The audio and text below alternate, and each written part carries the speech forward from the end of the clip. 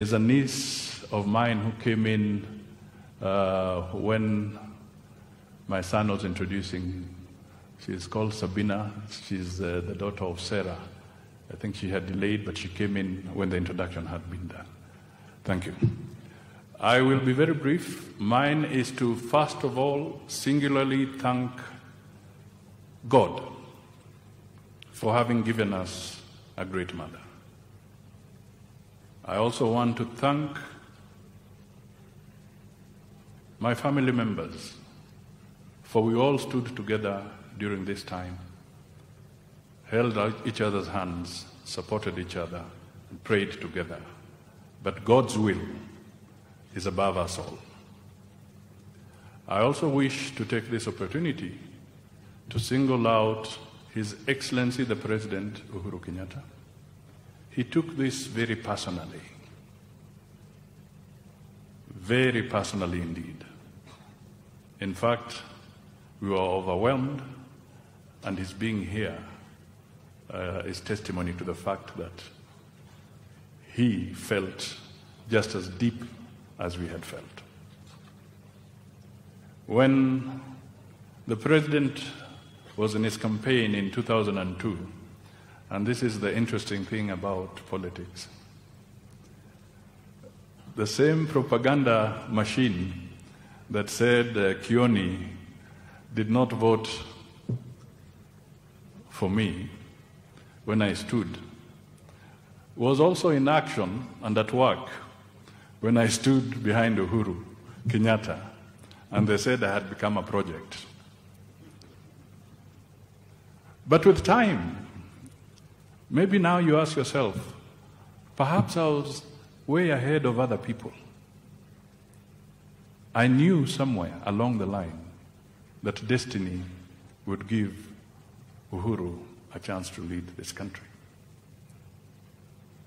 So, ladies and gentlemen, sometimes we are ahead of our time. And indeed, Uhuru has become President of the Republic of Kenya.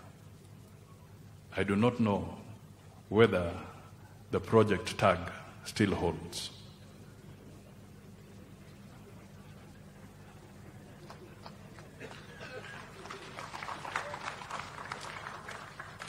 It is important as we go forward, and as I thank His Excellency the President, to also thank the rest of the Kenyans who are here.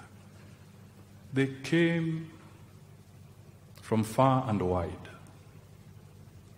all shades of life, to condole with us in Nairobi and to condole with us here. We thank you so much. You do not know the impact you have made in our lives. Some have given what in Kiluya we call zinguza. You know, Your Excellency, the Luyas, everything is a vegetable. The Kikuyus say kanyama, and the Luyas will say zinguza. Zinguza can be a bull, can be a cow. It has been delivered, but Luyas call it zinguza. We thank all of you. You have been with us. I cannot single out all the names, but just to say the ones who have done it, I shall take time to convey the family's personal gratitude to you systematically a little later. I want to thank the church here. They've stood with us. The Friends Church, the doctors who have worked on Mama, the prayers along the way. It has all been a journey that we have walked together. This is very interesting. As I stand here, who would have ever known that Mama Hannah, a very simple lady, would be the focus where all the national leadership would be sitting to bid her farewell. It's unbelievable. I had never imagined this. It has overwhelmed us. Surprisingly, Mama Hannah played host to the children of Kubai when this country was fighting for independence. Fred Kubai's children stayed here and went to school here in Musalia. This was their refuge under such difficult circumstances. So she held out.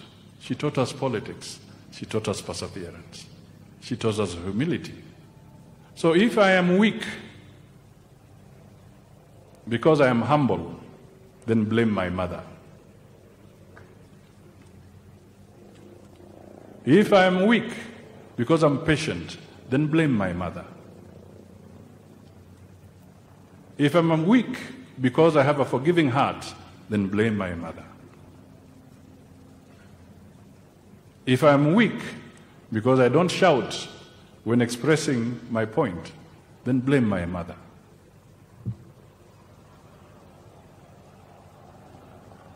And if I have wronged you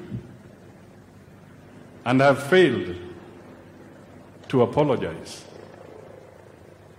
then don't blame my mother. So in this life, these are people who matter and who change our lives. She has, in my view, with all this constellation of leadership, Mama has come out as one of the mamas of the nation. Your Excellency, this tribute could not have come out without your help. You have done us proud. Umetujenga. Tunashukuru sana, sana, sana.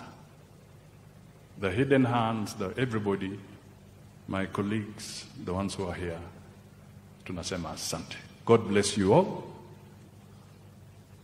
And let Mama's legacy and this moment be a moment of getting us to unite and reflect on issues so that we don't antagonize unnecessarily, but let us work together. This country is great. It can be built further. I don't think the foundation of our forefathers was on quicksand. It was a foundation built on solid rock. It is us to know how to take the next steps. Finally, Your Excellency, it would be good for me to let you know that your colleague, the President of Uganda, President Museveni, also sent a message of goodwill. I don't think it was out of vain, but partly as he reads, and he used to apparently stay in Chevakali sometimes. When things were hard in Uganda, President Museveni would sometimes hibernate in Chevakali. So he knows this terrain quite well. And when he got to know about this, he conveyed that message. So it is done.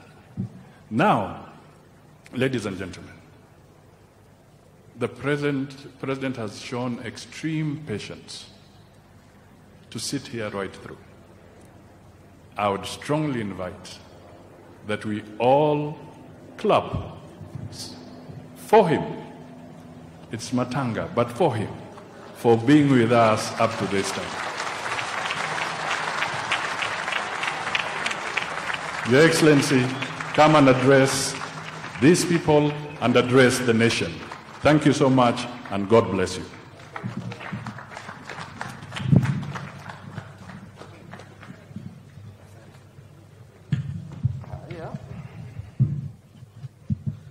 Asante na tuketi, nashukuru sana. Ndugu yangu